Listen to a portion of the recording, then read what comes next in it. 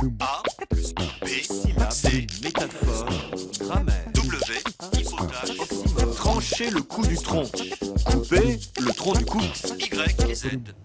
On connaît ces vers célèbres de François Villon. Et de la corde d'une touaise sera mon col que mon cul poise. Quand je serai au bout d'une corde, mon cou sera ce que pèse mon cul.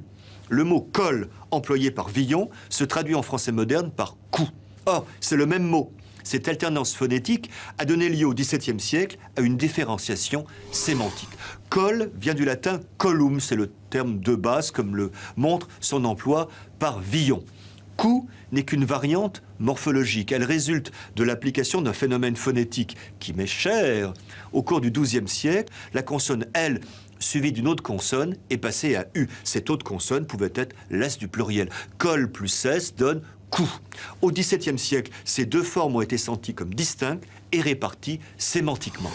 Col s'est restreint au vocabulaire de l'habillement. Il désigne la partie de l'habit qui entoure le cou. Col de chemise, d'où les emplois dérivés, col d'un flacon, col de l'utérus, et le col, passage entre deux montagnes.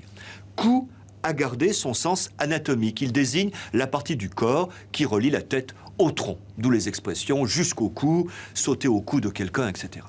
Col, toutefois, semble avoir gardé son sens ancien anatomique dans l'expression cache-col, cette écharpe qui entoure le cou, et dans cette délicieuse expression qui signifie se faire valoir avec un peu d'orgueil provoquant, se pousser du col.